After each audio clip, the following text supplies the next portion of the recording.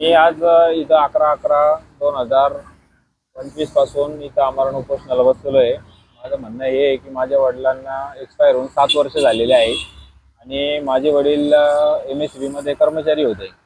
कर्मचारी असल्यानंतर MSCBचा एक नियम आहे का कर्मचारी जर एक्सपायर वगैरे झाले तर अनुकंपा धोरणावर घरातल्या एका माणसाला घेता येतं.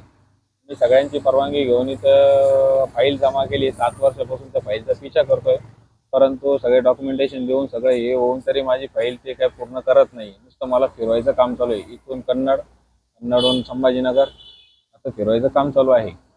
आणि आपण ऑफिसला आलो, दाखवायला गेलो, त्यांना फाईल साहेब करा, तर ते काही करत नाही. ते म्हणतात सध्या वेळ नाही, हे झाल्यावर करू, ते झाल्यावर करू, ते झाल्यावर करू, असं करत करत माझे ते दिवस उलटत चाललेले आहे. माझं रनिंग वय 43 होऊन गेलेलं आहे. 7-8 वर्ष होऊन गेले मला या गोष्टीला. त्यामुळे आता मी काय करावं हा निर्णय मला घ्यावा लागला. आता माझं लहान बाळ आहे, मला त्याला घेऊन बसायची इच्छा नाही, पण घरी बी सांभाळायला कोण नाही, त्यामुळे मला यांना घेऊन येणार आलं. शेवटी मी जे करणार ते परिवारासाठी करता येतं. परिवार आलेला आहे इथं माझ्यासोबत. ते माझं लवकरात लवकर हे काम करून द्यावं शासनाने. ही शासनाला आज बी नम्र विनंतीच म्हणजे बोलेल मी, तेच करून द्यावं त्यांनी. मला काही दुसऱ्या बाकीच्या भानगडीत पडायचं नाही. शासनाने माझं काम लवकरात लवकर नियमाप्रमाणे आहे ते त्यांनी करून द्यावं, एवढीच मागणी माझ्यावर. उपोषणचा आज पहिला दिवस आहे माझा. तर साहेब काय म्हणता काही नाही अजून, त्याप्रमाणे बघू आपण काय काय होतं. जर ते म्हणले थांबा. नाही, अधिकारी काही कोणी भेटण्यासाठी आले नाही. फोनवर बोलणं झाले, चर्चा झाली, फक्त याच्या पलीकडे काही झालेलं नाही. नाही नाही, बाकी नाही. नाही नेता वगैरे कोणासोबत काही चर्चा झालेली नाही. तर फक्त इथंच येऊन आता कायदेशीररित्या मी परवानगी काढून घेतल्या सगळ्या.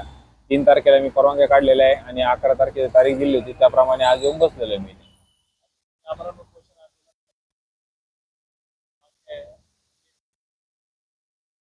नंतरची भूमिका घेऊ ना. भूमिका मग त्या पद्धतीनेच घेऊ. आता शेवटी माझ्या फॅमिलीला त्रास होतोय, तर भूमिका बी त्या पद्धतीनेच राहील माझी. शेवटी भूमिका नाही घेणार मी. हा, माझी मुलगी पण आहे. शेवटी माझ्यामुळे तिला त्रास होतोय ना. आज असं वाटतंय की माझ्या वडिलांनी नोकरी करून चुकी केली आहे महावितरणमध्ये, असं मला वाटतंय आता तरी.